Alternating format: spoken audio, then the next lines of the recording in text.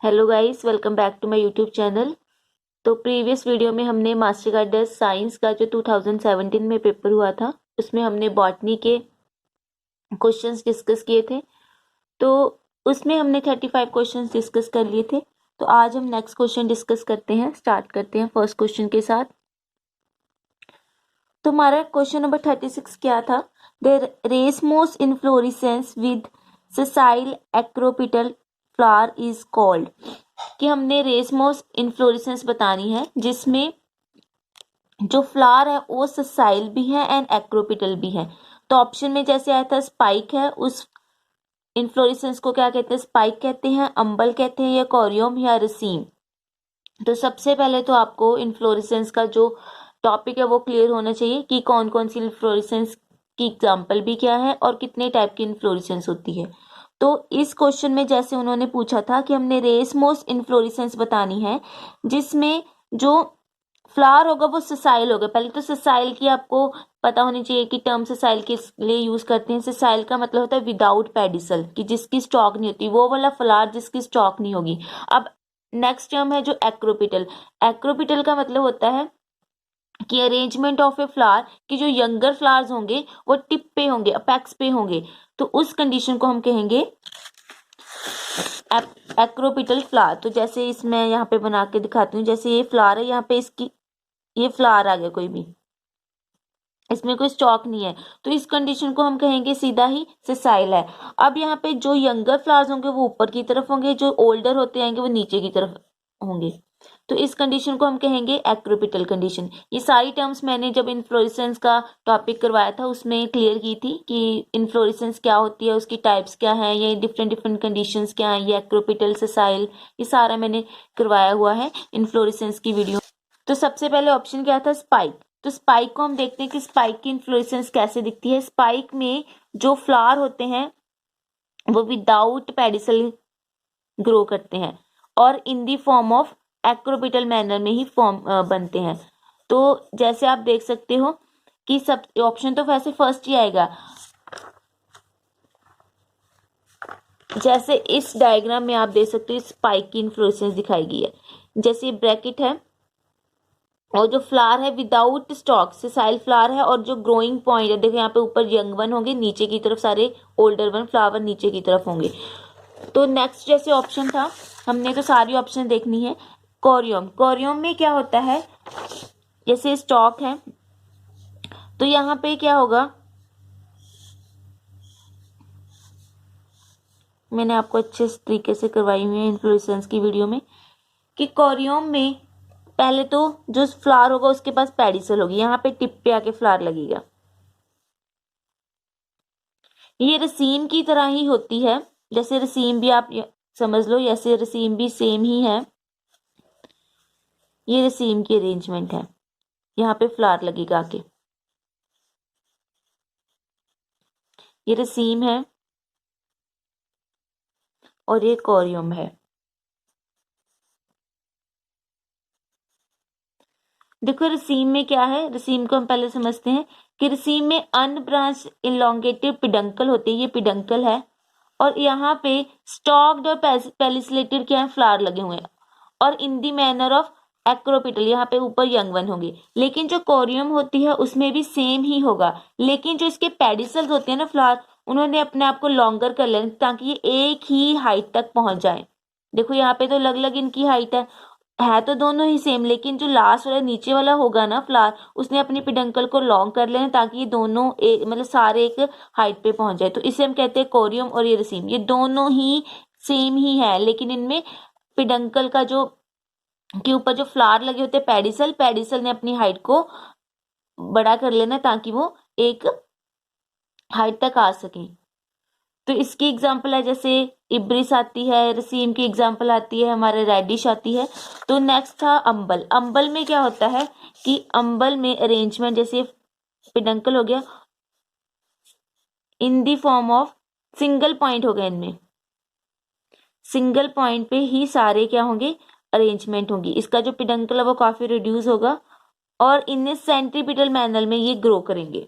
तो इसमें एग्जाम्पल आती है हमारी अम्बलीफेरेसी फैमिली के जितने भी मेंबर्स हैं, वो सारे इसमें इंक्लूड होते हैं। तो इसको भी मैं डायग्राम से बता देती हूँ। जैसे इसमें डायग्राम है, ये अंबल की दिखाई गई है। देखो ये सिंगल पॉइंट है, इससे सारे है क्या निकल रहे हैं, हमारे फ्लावर्स निकल रहे हैं। और ये कोरियम की है, ये रसीम की और ये स्पाइक की एग्जाम फिगर है। तो आपको अब क्लियर हो गया होगा कि यहाँ पे क्वेश्चन क्या पूछा था, सेसाइल एक्रोपिटल फ्लावर, तो इसकी ऑप्शन में आना था स्पाइक। तो नेक्स्ट क्वेश्चन है साइथियम इन्फ्लोरेसेंस शो। तो साइथियम इन्फ्लोरेसेंस एक स्पेशल टाइप की इन्फ्लोरेसेंस होती है। इसमें क्या होता है कि जो इन्फ्लोरेसेंस है वो लुक लाइक ए फ्लावर, की हमें जो पूरी की पूरी इन्फ्लोरेसेंस है वो फ्लावर की तरह दिखती है। तो ये मेन किसका फीचर है, जितने भी यूफोर्बिएसी फैमिली है उसमें साइथियम जो इन्फ्लोरेसेंस है वो दिखाई देती है। इसमें क्या होता है देखना, अपने ध्यान से पढ़ना है। ऑप्शन में क्या आया था, similar type of flower present होते हैं, no. One central male is surrounded by many female, one central female flower is surrounded by many male flower, all flower are sessile. ये जो टॉपिक है ये मैंने अच्छे तरीके से आपको इन्फ्लोरेसेंस के वीडियो में करवाए, प्लीज आप वहां पे जाके देख सकते हो जो इन्फ्लोरेसेंस की वीडियो। तो साइथियम की जो फिगर है मैं वो आपको दिखा देती हूँ कि साइथियम ऐसे दिखते हैं इन्फ्लोरेसेंस जब उसको हम कट करते हैं, कि सेंटर में एक फीमेल फ्लावर होगा और जो साइड में है वो सारे मेल फ्लावर है। तो इसका ऑप्शन तो आपको सीधा ही दिख रहा है कि one central female flower is surrounded by many male flower. Next question क्या था, stomata in the leaf of a plant open and close due to, कि जो स्टोमेटा होते हैं लीव्स के वो ओपन एंड क्लोज होते हैं during the day and during the night time. तो वो किसकी वजह से होते हैं, सिराकार्डियन रिदम, मिस उनका जो 24 का क्लॉक है, 24 आवर का क्लॉक है वो चलता रहता है कि इस टाइम आपने बंद होना है, इस टाइम आपने क्लोज होना है। ये तो नहीं है कि उनका फिक्स टाइम है कि इसी टाइम आपने क्लोज होना है, इसी टाइम आपने ओपन होना है। तो ये ऑप्शन बिल्कुल नहीं है। जेनेटिक क्लॉक है उनमें, no. Pressure of a gases inside the leaf, ये भी नहीं है। Turgor pressure of a guard cell, ये ऑप्शन है। टर्गर प्रेशर की वजह से ही गार्ड सेल्स क्या होते हैं, ओपन एंड क्लोज होते हैं। नेक्स्ट है the hormone primary connected with the cell division is. अब आपको ये सारा जो क्वेश्चंस हैं जितने भी हॉर्मोन्स के आएंगे, आपने जितने भी हॉर्मोन्स है like auxin, cytokinin, gibberellin, ethylene, abscisic acid हो गए, ये जितने भी हॉर्मोन्स है इनके आपने फंक्शंस याद रखने हैं। तो जो सेल डिवीजन है वो साइटोकाइनिन करता है, ये आपने याद रखना है कि सेल डिवीजन किस हार्मोन से होती है, साइटोकाइनिन से होती है। नेक्स्ट क्वेश्चन था carbon dioxide join the photosynthetic pathway इन। अब देखो ये क्वेश्चन फोटोसिंथेसिस के चैप्टर में से आया हुआ है। उन्होंने क्वेश्चन पूछा है कि कार्बन डाइऑक्साइड कब जुड़ती है। फोटोसिंथेसिस का जो मैकेनिज्म है वो दो पार्ट में होता है, एक तो लाइट रिएक्शन होती है, तो जो फोटोसिंथेसिस है वो दो फेज में होती है। मीन्स इसका जो मैकेनिकल, एक होता है लाइट फेज, एक होता है डार्क फेज। जो लाइट फेज है उसमें तो दो प्रोसेसेस होती है, एक तो फोटोलाइसिस ऑफ वाटर होती है और सेकंड फेज में मतलब इसी का जो होता है उसमें होता है formation of ATP and NDPH, formation of ATP and plus आप लगा सकते हैं एनएडीपीएच, इसकी फॉर्मेशन होती है। अब जो फोटोलिसिस ऑफ वाटर एंड जो एनएडीपीएच है ये तो लाइट फेज में होते हैं, इसमें आपको कोई भी कार्बन डाइऑक्साइड का यूज नहीं हो रहा है। अब देखो जे लाइट फेज का मेन फंक्शन होता है कि एटीपी और एनएडीपीएच की फॉर्मेशन करना। जो डार्क फेज है वो आगे केल्विन साइकिल सी आना था, सॉरी, C4 प्लांट या C3 प्लांट्स, सॉरी सी तो इसे कहते हैं C3 प्लांट्स, C2 या कैम, ये सारी प्रोसेसेस डार्क में आती हैं। तो डार्क का मेन फंक्शन होता है जितनी जो कार्बन डाइऑक्साइड है उसको कन्वर्ट करना टू दी कार्बोहाइड्रेट्स। मीन्स जो कार्बन डाइऑक्साइड है वो केल्विन साइकिल में जाके असिमिलेट होती है या उसका यूज होता है। या फिर हम कह सकते हैं C4 प्लांट्स कार्बन डाइऑक्साइड को यूज करते हैं, कैम में कार्बन डाइऑक्साइड यूज हो रही है। मीन्स इनमें जो डार्क फेज है उसमें जाके कार्बन डाइऑक्साइड असिमिलेट होती है, कार्बन डाइऑक्साइड यूज होती है for the formation of the carbohydrates. ठीक है, लाइट फेज में सिर्फ उसका काम होता है एटीपी एंड एनएडीपीएच बनाना। तो इसमें क्वेश्चन क्या पूछा था कि जो कार्बन डाइऑक्साइड है वो ज्वाइन करती है फोटोसिंथेटिक पाथवे इन photo system 1, photo system 2, light reaction या डार्क रिएक्शन। अब देखो जो फोटो सिस्टम 1 एंड 2 है वो भी ऑप्शन देख लो आप। जो फोटो सिस्टम 1 एंड 2 वो यूज होते हैं इन दी लाइट फेज, ठीक है। ये दोनों यूज होते हैं for the production of ATP and NADPH. ये मैं आपको फर्दर करवाऊंगी, एक क्वेश्चन इसके रिलेटेड भी है। तो आपने यहाँ पे क्वेश्चन देखना है कि जो कार्बन डाइऑक्साइड थी वो कहाँ यूज हो रही है, डार्क रिएक्शन में, तो इसका ऑप्शन डी आ जाना था। नेक्स्ट क्वेश्चन है जैसे which one is essential mineral that is not constituent of any enzyme but stimulate activity of many enzymes. ये क्वेश्चन था कि कौन सा आपने मिनरल बताना है कि जो किसी भी एंजाइम का पार्ट तो नहीं है लेकिन वो फिर भी अदर जो एंजाइम्स है उसकी एक्टिविटी को रेगुलेट करता है या स्टिमुलेट करना है। तो इसका आंसर आना था सीधा ही के मीन्स पोटाशियम। पोटाशियम किसी भी एंजाइम का पार्ट नहीं है लेकिन ये दूसरे एंजाइम की एक्टिविटी को स्टिमुलेट करता है। नेक्स्ट क्वेश्चन है the greatest producer of A organic matter. तो ये तो सारे सिंपल सी क्वेश्चन है, इसको आपको मुझे एक्सप्लेन करने की इतनी ज्यादा जरूरत भी नहीं है कि आपने सिंपल ज्यादा ग्रेटेस्ट प्रोड्यूसर बताने हैं ऑर्गेनिक मैटर के। क्रॉप प्लांट्स है या फॉरेस्ट है या फिर plants of a land area, phytoplankton of oceans. तो इसका आंसर आना तो जो ओशियंस में है उसमें ज्यादा ऑर्गेनिक मैटर बनता है प्रोड्यूसर के द्वारा। नेक्स्ट क्वेश्चन है ए बॉटल फिल्ड विद, ये आपने ध्यान से पढ़ना स्टेटमेंट को, a bottle filled with previously moistured mustard seed and the water is screw capped tightly and kept in a corner. ठीक है, आपने क्या लेना है, मस्टर्ड सीड्स लेने हैं आप। उसको क्या करना है, उसमें वाटर डाल के टाइटली पैक करके रखा था हमने, उसको कॉर्नर में रख दिया। It blew up suddenly after an half an hour and phenomena is involve is. देखो जैसे हम कोई भी ड्राई सीड्स लेते हैं, जहाँ कोई भी जैसे कोई भी हार्ड या सीड लेते हैं, उसको हम अगर पानी में डाल देते हैं थोड़ी देर बाद के वो क्या हो जाते हैं, ब्लू अप हो जाते हैं, मीन्स उनमें स्वेलिंग आ जाती है, वाटर अंदर चला जाता है। उस प्रोसेस को हम क्या कहते हैं, डिफ्यूजन कहते हैं, ऑस्मोसिस कहते हैं, या इम्बाइवेशन कहते हैं, या डिफ्यूजन प्रेशर डिफ्लेक्ट। इन चारों टर्म्स में आप क्या कहते हैं। देखो डिफ्यूजन का तो सिंपल ही फिनोमिना है कि फ्रॉम दी मतलब मूवमेंट ऑफ ए गैसेज या movement of a solute solvent जो भी है, from the higher concentration to the low concentration. Osmosis भी सेम ही होती है लेकिन with the help of semi permeable membrane होती है। ठीक है, यहाँ पे मूवमेंट हो रही है कि गैसेस का या वाटर का या हम कह सकते हैं सोल्यूट का, सॉल्वेंट का मूवमेंट हो रही है। ऑस्मोसिस में सॉल्वेंट की ही मूवमेंट होती है, लेकिन जो इम्बाइवेशन है उसकी डेफिनेशन क्या है कि अब्जॉर्प्शन ऑफ ए वाटर, की वाटर को अब्जॉर्व करना है बाय दी कोई भी सॉलिड सब्सटेंस ने जब वाटर को अब्जॉर्ब करती है उस प्रोसेस को हम कहते हैं इम्बाइवेशन। तो यहाँ पे देखो कोई ड्राई सीड्स है, मॉइस्चर्ड सीड है, उसने क्या किया, वाटर को अब्जॉर्ब किया है, जिससे जो सीड्स का है या कोई भी ड्राई जो हमने लिया है मैटर, उसका जो वॉल्यूम है वो इंक्रीज हो जाएगा, उस प्रोसेस को कहेंगे हम इम्बाइवेशन। ठीक है, तो इसका आंसर तो सीधा इम्बाइवेशन आता था। तो नेक्स्ट ऑप्शन भी हम देख लेते हैं क्या आई थी, डिफ्यूजन प्रेशर डिफ्लेक्ट। अब डिफ्यूजन प्रेशर डिफ्लेक्ट क्या होता है कि डिफ्यूजन प्रेशर का डिक्रीज होना, जब हम जैसे डिफ्यूजन प्रेशर का डिक्रीज होना ऑफ ए सोल्यूशन, कि हमने एक सोल्यूशन लिया है उसका जो डिफ्यूजन प्रेशर है वो डिक्रीज हो जाए। कब डिक्रीज होगा, जब हम उसमें क्या ऐड करेंगे, कोई भी सोल्यूट ऐड करेंगे।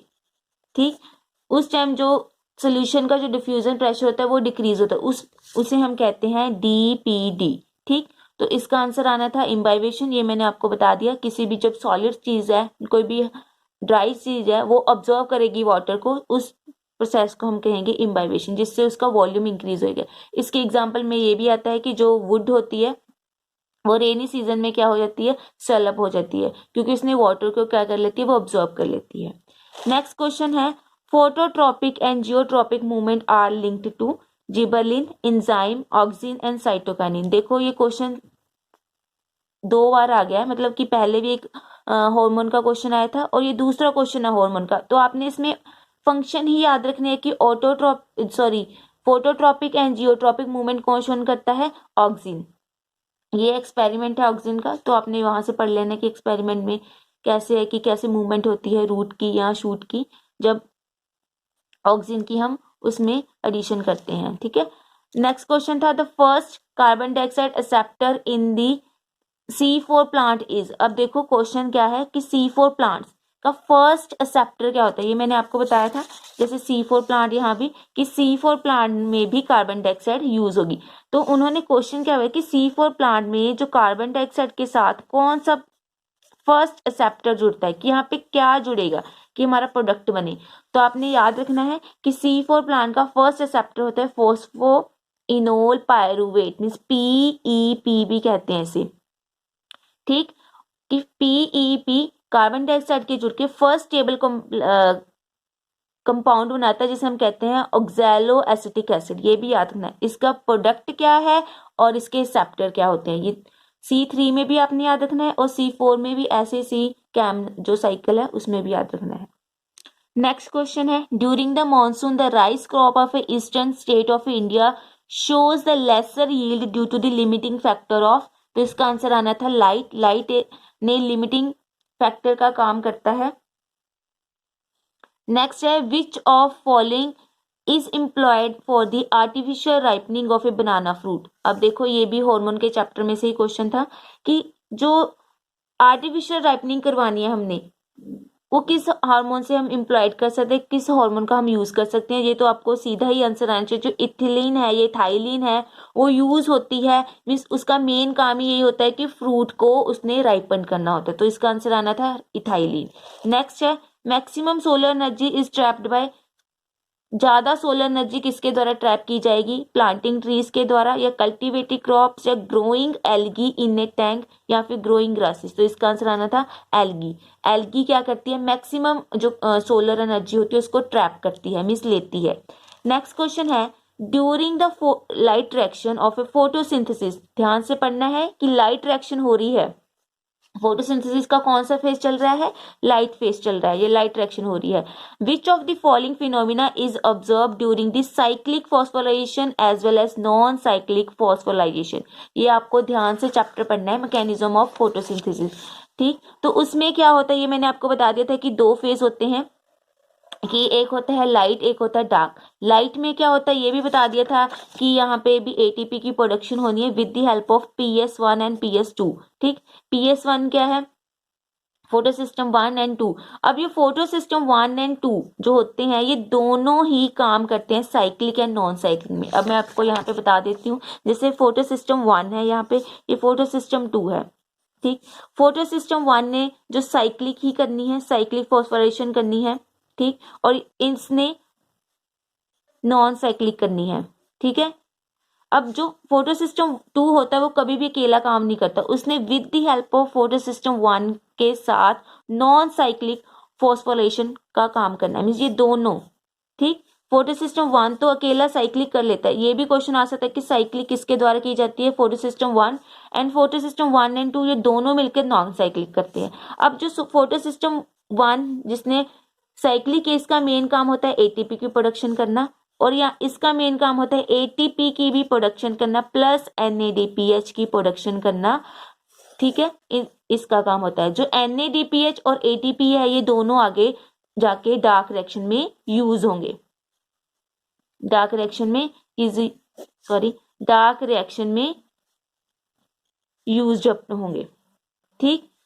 आगे बात समझ में कि जो लाइट का रिएक्शन है, लाइट फेज की रिएक्शन हो, उसमें मेन काम क्या होता है, उसने एटीपी एंड NADPH की फॉर्मेशन करना। तो क्वेश्चन क्या आया था, आपने ध्यान से पढ़ना कि आपने ये बताना है कि cyclic phosphorylation as non cyclic phosphorylation में दोनों में क्या होता है, रिलीज ऑफ ऑक्सीजन, यहाँ पे कोई ऑक्सीजन रिलीज नहीं हो तो ऑप्शन ए तो क्रॉस हो गया। Next the formation of ATP, yes दोनों में एटीपी की फॉर्मेशन हो रही है, ये मैंने आपको अभी बताया कि एटीपी की यहाँ भी हो रही है, एटीपी की यहाँ भी हो रही है।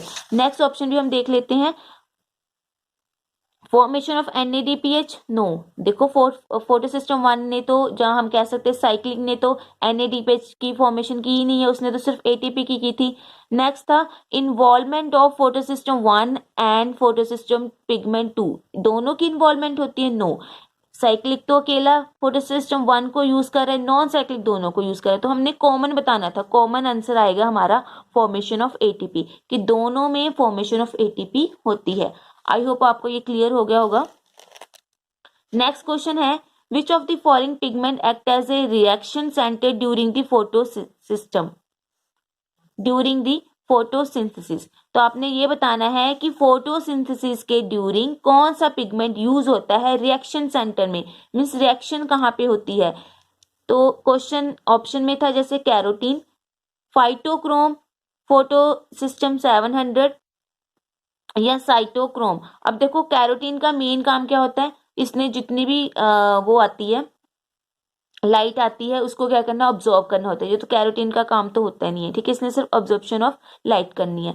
फाइटोक्रोम क्या होता है, फाइटोक्रोम एक ऐसा प्रोटीन है जो लाइट को एक्सेप्ट करता है, ठीक। ये दो फॉर्म में होता है, PR एंड PFR, ठीक, ये दो फॉर्म में एग्जिस्ट करता है। इसका ये फाइटोक्रोम हेल्प करता है मीन्स इनिशिएशन ऑफ फ्लावरिंग में, कि कब फ्लावरिंग होनी है कब नहीं होनी है, या हम कह सकते हैं जब सीड की जर्मिनेशन में हेल्प करता है। साइटोक्रोम जो ऑप्शन था, साइटोक्रोम एक ऐसा प्रोटीन है जिसमें आयरन प्रेजेंट होती है, और ये मीन्स आयरन कोर प्रोटीन होता है, और ये ETS मीन्स इलेक्ट्रॉन ट्रांसफर जो हमारी सिस्टम है उसमें यूज होता है, जो रेस्पिरेशन का जो ETS है ना उसमें यूज होता है। Cytochrome A, cytochrome B, C इसमें यूज होते हैं। तो उन्होंने फोटोसिंथेसिस का पूछा है, तो जो P700 है वो यूज होता है as a reaction center in photosystem. कौन से फोटोसिस्टम में यूज होता है ये, in the photosystem 2, sorry photosystem 1 आना था, 2 देखो फोटोसिस्टम 1 में 7 था, सो 2 में 680 होता है, मैंने आपको गलत बता दिया, यहाँ पे आना था 1। नेक्स्ट है which of the following element play an important role in the biological nitrogen fixation, की बायोलॉजिकल नाइट्रोजन फिक्सेशन में कौन सा एलिमेंट इंपॉर्टेंट रोल प्ले करता है, copper, zinc, molybdenum and manganese. तो इसका ऑप्शन बी आना था, मोलिब्डेनम। नेक्स्ट क्वेश्चन है which aquatic fern perform the nitrogen fixation. आपने फर्न बतानी है, देखो अपने ध्यान से क्वेश्चन पढ़ना है। फर्न मतलब ट्रीडोफाइट बताना है आपने कि कौन सा ट्रीडोफाइट नाइट्रोजन फिक्सेशन में काम कर रहा है। ऑप्शन में था अजोला, अजोला एक ट्रीडोफाइट है, बिल्कुल सही है। नॉन स्टॉक एक ब्लू ग्रीन एल्गी है, तो ये तो ऑप्शन में क्रॉस हो जाएगा। वैसे तो करती भी ये भी नाइट्रोजन फिक्सेशन है, लेकिन क्वेश्चन को ध्यान से पढ़ना है, आपने फर्न लिखा है यहाँ पे, तो नॉन स्टॉक तो एक ब्लू ग्रीन एल्गी है, जैसे साइनोबैक्टीरिया है। नेक्स्ट ऑप्शन था साल्विया, साल्विया तो एक एंजियोस्पर्म है, ठीक। नेक्स्ट है साल्विनिया, तो साल्विनिया भी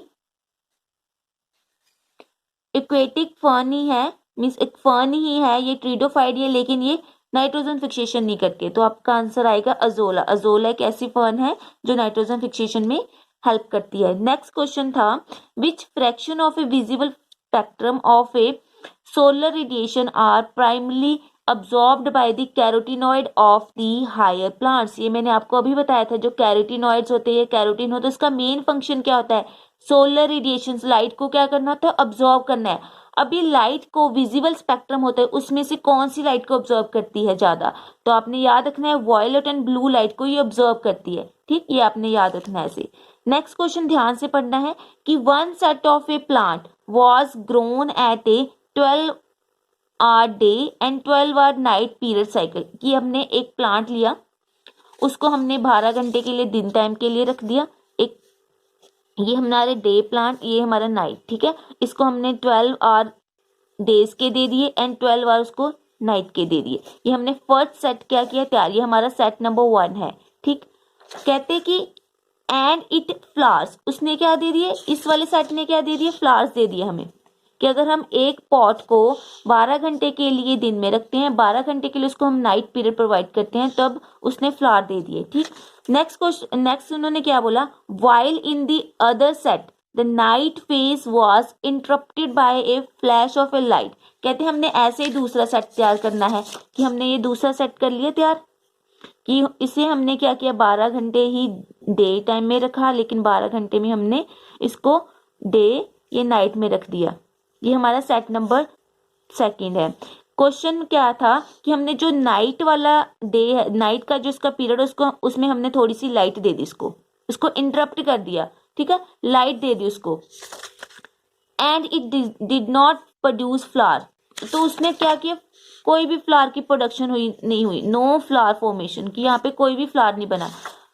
under which of the following category will you place this plant, हम इसमें मतलब कौन सी कैटेगरी में हम इसको रखेंगे कि ये कौन सा प्लांट हुआ, लॉन्ग डे प्लांट हुआ, डे न्यूट्रल प्लांट हुआ, या डार्कनेस न्यूट्रल हुआ, या शॉर्ट डे हुआ। अब आपको पहले तो इनकी डेफिनेशंस पता होने भी, लॉन्ग डे क्या होते हैं, डार्क प्लांट्स क्या होते हैं, लॉन्ग डे प्लांट्स क्या होते हैं, या शॉर्ट डे प्लांट्स क्या होते हैं, day neutral. Long day plants होते हैं जिनको ज्यादा मतलब कि लॉन्ग डे चाहिए होता है, कि शॉर्ट नाइट्स चाहिए होती है। अब जो शॉर्ट डे प्लांट्स होते हैं उनको क्या होता है कि दिन छोटा चाहिए होता है, रातें उन्हें बड़ी चाहिए। लेकिन ये आपने ये भी पॉइंट याद रखना है कि शॉर्ट, इसका आंसर वैसे शॉर्ट डे प्लांट आएगा। शॉर्ट डे प्लांट में क्या होता है कि अगर हम उसको 12 आवर डे में रखते हैं, 12 आवर नाइट में रखते हैं, ठीक, अगर हमें उसका जो नाइट वाला पीरियड है अगर उसको हम इंटरप्ट कर दें लाइट के साथ, तब वो शॉर्ट डे प्लांट होगा।